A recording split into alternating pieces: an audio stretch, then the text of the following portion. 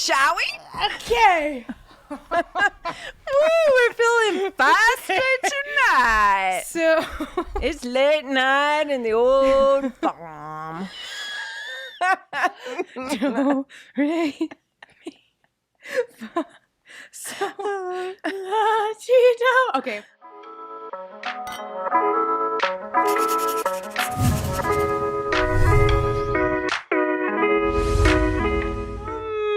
Welcome to the late night show with Renee and Andre Smeet. I really don't need this big pillow. Oh, I do. I need a pillow every time. I'm okay to let my bosom be bare tonight.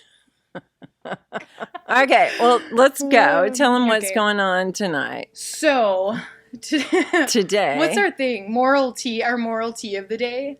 Well, no. We're spilling the tea. We're spilling the tea. We're spilling the tea on. tea. Actually, I called you. Okay, tonight. Remember what happened? I called you and I said, why don't we talk about, because we were feeling, Yes. we're spilling the tea on anxiety, depression, Yes. loneliness. As a woman, Yeah. but this is for any human, whether you're Yeah. male or female.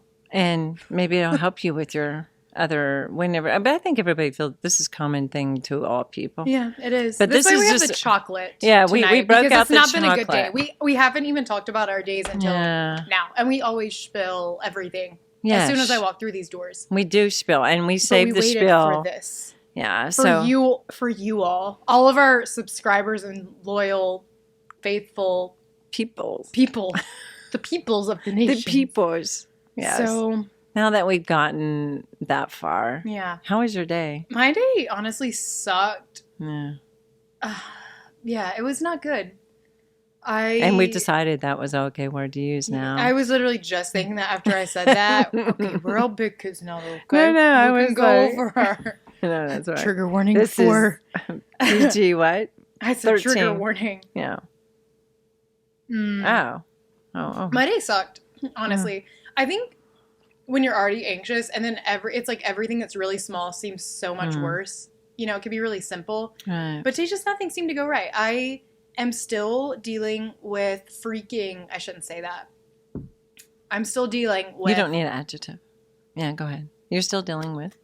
I'm still dealing with medical calls Oh. for medical scholarships from the 2 kidney rocks I had back in June. And it's annoying because, okay, Lily was telling me her whole college application thing and how stressful it's been. And I compared it to the medical world because every time they ask for papers or for documents, I send in everything. But then there's some deadline I don't know about. Right. Or there's something else they need. Yeah, Or there's something yeah. with like, There's always another you piece. send in your bank statements, but we saw a transfer from this account. Send us your last 3 months. Yeah. And I got a letter saying that I keep getting letters from them every single week. So today that was on my mind. And then I'm trying to finish a website that is just a very slow process. And then I wore this new skirt that makes me feel feminine and free and kind of fierce to go dance, to feel good. And it was one of those nights where, you just feel like you're not doing anything right or it's taking a hot minute. So I had So you had bad dance night? Yes. I mean, it was good because finally I got the steps correct. But I just felt tight. I felt Yeah. uptight. There was one point where I looked down and I just wanted to run away and cry. And it was nothing. No one was unkind. Yeah. I could tell I was frustrating probably both my teachers Yeah. at some points. So it's just one of those days. And I just ate a crumble cookie. And now, and then I looked in the mirror during the lesson. And when you're already having a bad day, suddenly your body image and everything else just it's there's a like domino effect. looking at a fun mirror. Yeah. Everything's distorted and you can't see Yes. clearly. And It's the worst. I say that when we have chocolate. Well, that's yes. How was your day? Actually, Are you gonna say like mine. amazing? It was my yesterday that I had a just a wall, and I forget. I wrote something very poetic about it, and I actually came up with a blog, and I can't wait to work on that. But nobody reads blogs, but that's okay. I read your 'cause blog. I write. Well, thank you. You're my one person. Subscribed. But I was just there's this ache. I've had this ache since Christmas, and I thought at first it was nostalgia for my parents. just remembering Christmas is past. As you get older, I'm thinking flipping the calendar again, celebrating my 60th birthday for the second time, and all these For the things. second time, that's so Yeah, sad. it's really great. So I was thinking about all these, and but it's developed into more, and then. Uh, but I called it a winter longing. Oh, But that's I had, good. long story short, I went into a skilled nursing facility and ran into this sweet woman that I run into often. And she's this teeny little thing, much like you, but even smaller than you. Ooh. But she has, much like me, she has really big feet. Or she has big shoes, and I can't decide which, but Like they're a always hobbit? pretty, and yeah, she's very hobbitish, but I am too. Oh, nice. And so but I always comment on her shoes, and she just said Your these. hobbit feet look great in those I outfits. didn't say that. It was so sweet. I usually just ask her how she's doing, and she usually, responds, or I tell her, some kind words or something, and I just all of a sudden went, "How can I pray for you?" And she goes, and she looks real thoughtful. And Anna Gray, she about floored me. She goes, "Pray for beauty." Oh, And I went, that's so so, real. and she said, "For good health." And she said a third thing, and dear Lord, may I remember it, because I'm sure I was so stunned by the first one, I couldn't barely remember. And so I prayed with her, but I was like, how do you pray for beauty? I mean, what is she talking about? So that set me on a course where I was walking in the field, and I was feeling this ache that turned from nostalgia to longing. I just called it this winter longing. There just seems to be this winter longing in my soul Like for a so many bluesy kind of things. feeling? Like a bluesy kind of feeling? Very Melancholic? bluesy, very melancholy. At first, I wanted to Melancholic. say that. Melancholy. Would it be depressed? I don't know. But I was walking outside, and I just felt, even being outside, it was so cold, and it was just so quiet, And that even felt, there was a part of it, except for with my faithful dog Tinkerbell, it still felt very alone. And so it was Alone in a good or not so good no, way? very heavy, very, um, I'm growing older. I was even talking to God. I said, God, it goes by so fast. All these things that you hear people say, and then one day you realize they're true. And just the weight of it, it's just flying by, and there's nothing you can do to stop it. It I just feel is. that. I'm just approaching Yeah. 30, so It's yeah. flying. And so I had this deep winter moment. And I wrote more in my blog. I added more to it because I was like, what am I going to do with this? It was so bottled up in with me. And so I wrote it down. But then I moved in today. And it just, I was anxious. I was anxious because there's that trip I'm taking. I wasn't sure about the dates and blah, blah, blah. And all I wanted to do is I called. I mean, I literally said to you, I just want to spend 2 weeks on my couch reading books. And not only that, the funny thing, I just wanted to read books I've already read before because I know the endings. Wow. And they're happy. Wow. And so I found it very fascinating. I did not do that today, but I mean, everything started to come in place. I had my assistant / friend, Steph, asked me to do a devotional with her, or a devotion with her every morning. And so we had a really good, rich devotion time. And she prayed, and my sister, we talked, and she prayed, and your mother, I think, prayed sometime in there. And it was really good. There was a releasing of it. And my voice gets high and tight. But I think at the same time, I think there's something in this, and I don't know what it is, but I think we need to talk about it because we both felt it last January. Oh, so yeah. badly. Last January I think last January was the worst January of my entire life. And I know you said you felt walled up.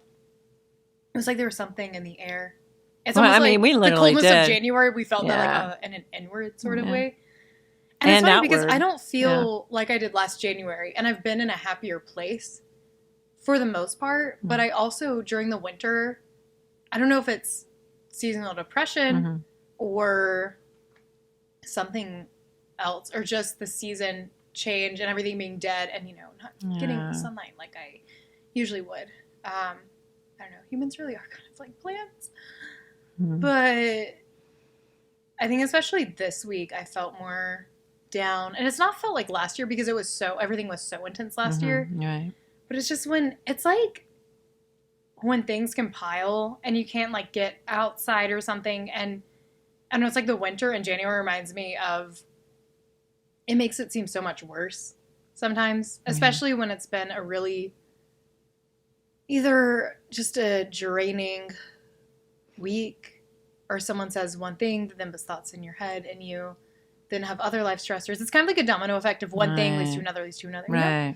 So I don't know. So do you feel like yours is more melancholy or like anxiety, or do you think both? I think it's both. Yeah, it's like anxiety can be depression and vice versa. Well, and not only that, we both have worked very hard on many things. Yes. And over the holidays, over Christmas, you know, just over everything. And then you lead into the new year, and it's just been a lot of hard work, but it's been good work and it's fulfilling. And then part of me wanted to say maybe and I wanted to ask you this, in this anxiety, depression, winter longing, whatever,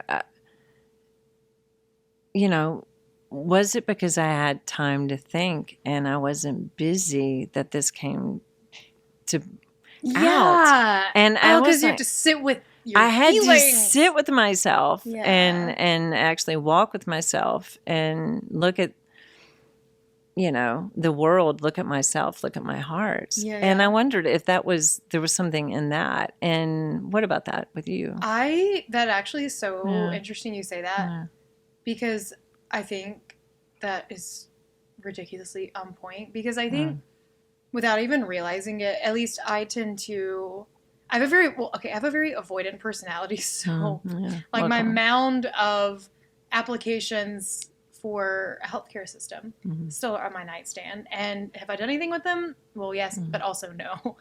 And a million other things. And so I tend to keep myself busy and occupy myself. Yes, busy. Yeah. Even if it's just going, like even if it's I need to do something, working on a website or editing photos,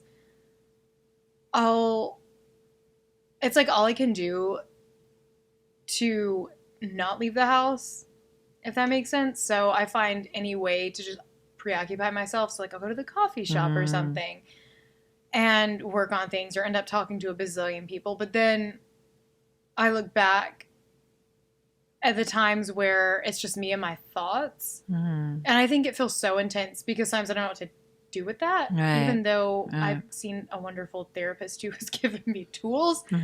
And it's hard to describe to people. I don't want to sound like a snowflake, as I say here with tea and, you know, a whole bag of chocolate. But it's hard to describe to people sometimes because I think it's seen as such an on-off switch. But I do all the things, like I'll go for a run, you know, I'll get outside, take care of my hygiene, stay in community, even though it's hard, and I'll become a recluse kind of. Because it's hard to deal with people when I don't feel like I'm authentically being happy, and so I don't want to be like a killjoy. But that to say, it's almost like I don't know what to do with when my thoughts become a racetrack of thoughts. And I think I voice memoed you. It was 4 a.m. Yes, last night. And when I looked at the time, I went, what? That reminded me actually of last January, I will say, because I had 2 all-nighters last year, like no sleep.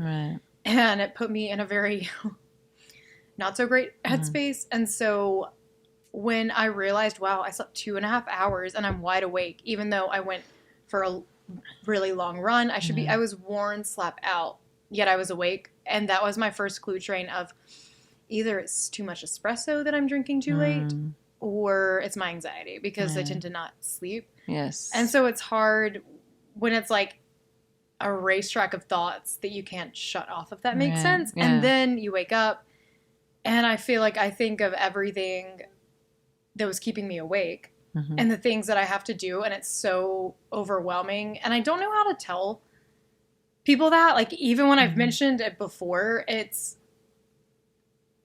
sounds really dumb because I know, it's like, just do the thing. But it's almost like I'm trying to figure out, what do I do first? How do I do it? And there are a bazillion different demands within each task, Right. I mean, with like the whole college application thing, they require one thing, but then the one piece of paper requires a bazillion things within one. Right. So that's and you have to wait. Wait. Yeah. But back to your middle of the night thing, I think that's interesting because I mean, the past 2 nights ago, before last night, so it'd been 3. I was not sleeping well, and I was not sleeping well. So 2 nights in a row. And then I get to last night after the long walk, and I don't know what was different, and I can't say anything broke open, but something did. In a good way? Yeah, in a good way. In a very, very good way. And I don't know. I mean, I did my good stretches in the evening, and, I did whatever I could, and all I could think of is, oh no, am I just going to stay awake? Am I not going to sleep? Or I'm not going to sleep enough?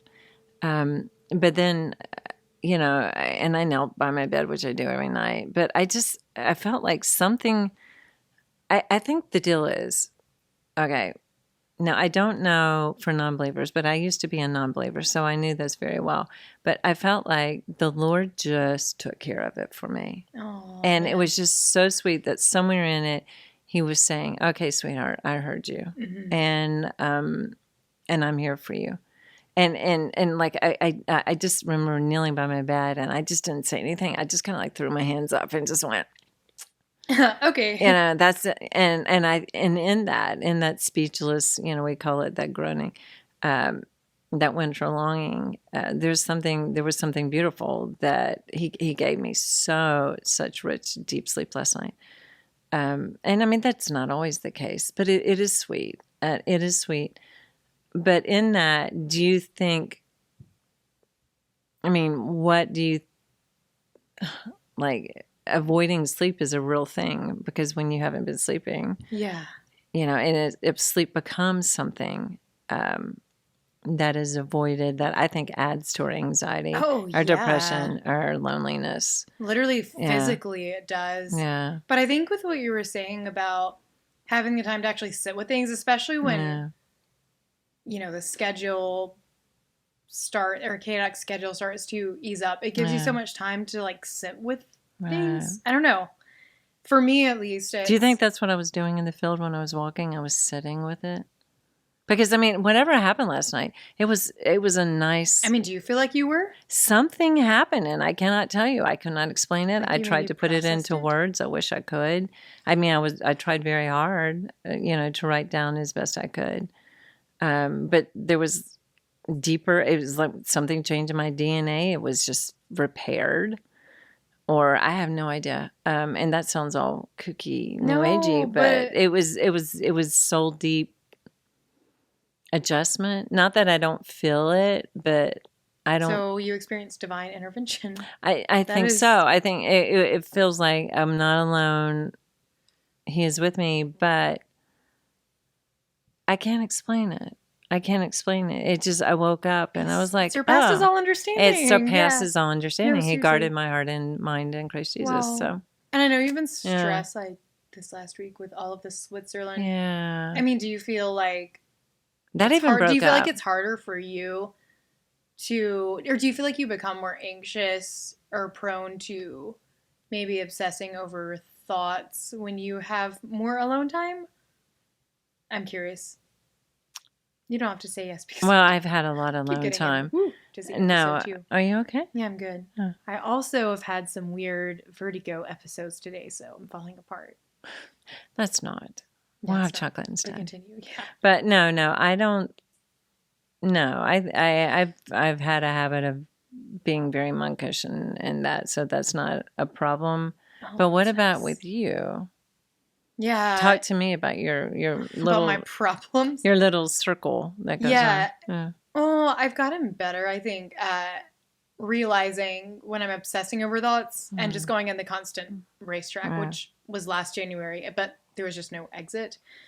So I think, though, it's funny because I talk about how today was terrible and how anxious I was last night, but actually, I did wake up. Obviously, I woke up, Mhm. thankfully, because I'm here. But I fell asleep for actually a couple hours after I sort of surrendered it over and thought, oh, great, another all nighter. But I woke up and it was like this still small voice in my head that's like, okay, like, we've got this, you know? I'm not saying, oh, God audibly spoke, but just this comfort of you're going to get through this, take it one thing at a time, make the one phone call, start with one thing. Oh, So I think I almost wow. see it like I envision like a bunch of files that just scatter out Oh, wow. and, having to clean them up looks overwhelming when it's just papers everywhere, but in my head. But I think when you start to go through it, and you organize it, you make a stack, you name it, Mhm. you have a sort of call to action, and then Right. realize, oh, this actually isn't life or death, and there are people who support you and encourage you. But I also go back to basic human functioning and like, okay, am I eating? Right. Am I But wait, sleeping? I want to go back to what you Survival. did because Oh. that was amazing. So something happens in your mind that you get peace because you realize one, the size of it, Mm-hmm. and then but you also have some action steps and you felt relief. Yeah. Yeah. I mean, it's funny because then the day got a bit stressful, but Mm. sometimes once I actually get the day going, I think it's a control thing too, though, Yeah. because when I'm lying awake at night and just thinking, I can't do anything. No Right. phone lines are open for me to make a phone call I need to That's make, true.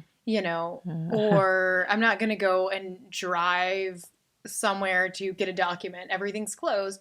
So you're kind of or it feels like you're at the mercy of your thoughts. So I think Yeah. for me, separating that or trying to separate it and realizing that I might not be able to control my circumstances, but if I can find the exit to the racetrack of thoughts and Mm. even have some sort of game plan of, okay, like there's nothing, literally nothing I can do about it right now. So in a sense, I do sometimes come to the point where, okay, I can choose to keep dwelling on this Mm. and freaking out about it, or I can surrender it over and know that even in my mental game plan, okay, I'm going to start on it tomorrow. So it's like knowing that I'm Yeah. going to have an action step, Right. if that makes sense, which Yeah. sounds really pansy-ish, but I mean, No, it doesn't. I tend to get really anxious and then I get really depressed from that because I think, oh, life is over and have like an existential Yeah. crisis. But I do think what you're saying too, when I hear the underlying thing, I think the thing that I woke up with and I was sharing with my friend Tracy was in the end, it is so, and it's so cliche, but what a difference a day makes. Because yesterday there was this deep, deep longing and, ache, and it just was just heavy. I mean, even the air felt heavy, everything, it just felt heavy to breathe. Um, but then whatever broke, and then I woke up this morning and nothing had changed. All these things were still here. I still had these decisions to make, things to do, blah, blah, blah, blah. These uncertainties. Um, but there was something, I'm looking at that little word I have there, hope. Perhaps I had hope. Perhaps I had, the idea that I don't know what it was, but it just felt easier. It felt like, okay, that was yesterday. This is today. And even though, there was still, Lily having to deal with the college thing, and there was a million other things that needed to be done, and there were happy things, um, and there were changes in the schedule, there were travel arrangements, blah blah blah.